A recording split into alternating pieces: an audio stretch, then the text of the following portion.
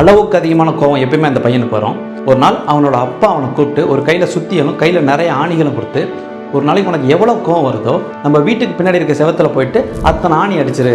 இவன் முதல் நாள் போயிட்டு 10 ஆணி அடிச்சிருக்கான். அடுத்த நாள் 7 ஆணிகள், அப்புறம் 5, 2 அப்படின்னு படிப்படியாக குறைஞ்சி வந்திருக்கு. மொத்தம் 53 ஆணிகள். அன்றைக்கி அவன் கோவமே படலை. அப்பா கிட்ட போயிட்டு, அப்பா இன்றைக்கி நான் கோவமே படலப்பா, மகிழ்ச்சிப்பா, இன்னையிலேருந்து நீ என்னென்னைக்கெல்லாம் கோவப்படலையோ அதுலேருந்து ஒவ்வொரு ஆணியை பிடிங்கிருப்பா அப்படின்னு. இவன் அன்னையிலேருந்து 53 நாள் கோவமே படாமல் ஒவ்வொரு ஆணியாக மொத்தமாக பிடிங்கிட்டு அப்பாவை கூப்பிட்டு பெருமையாக சொல்லியிருக்கான், பாருப்பா எல்லா ஆணியும் பிடிங்கிட்டேன், எல்லா ஆணியும் பிடிங்கிட்டேன். அந்த தடத்தை என்னப்பா பண்ண போகிற? நீ அடித்த ஆணியால் அந்த சுவர் எந்த அளவுக்கு பாதிக்கப்பட்டுச்சோ அதே மாதிரி உன் கோவத்தால் பாதிக்கப்பட்டவங்களோட மனசு காயப்பட்டிருக்கும் அப்படின்னோடனே வெட்கி தலை குனிஞ்சு நின்றுருக்கான். ஏதோ கோவத்தில் சொல்லிட்டேன், ஒன்றும் மனசில் வச்சுக்காதீங்க அப்படின்னு அந்த நேரத்தில் நம்ம சமாதானம் சொல்லிட்டு போயிடுவோம். ஆனால் அது அவ்வளோ சீக்கிரம் அவங்க மனசுலேருந்து போயிடாது.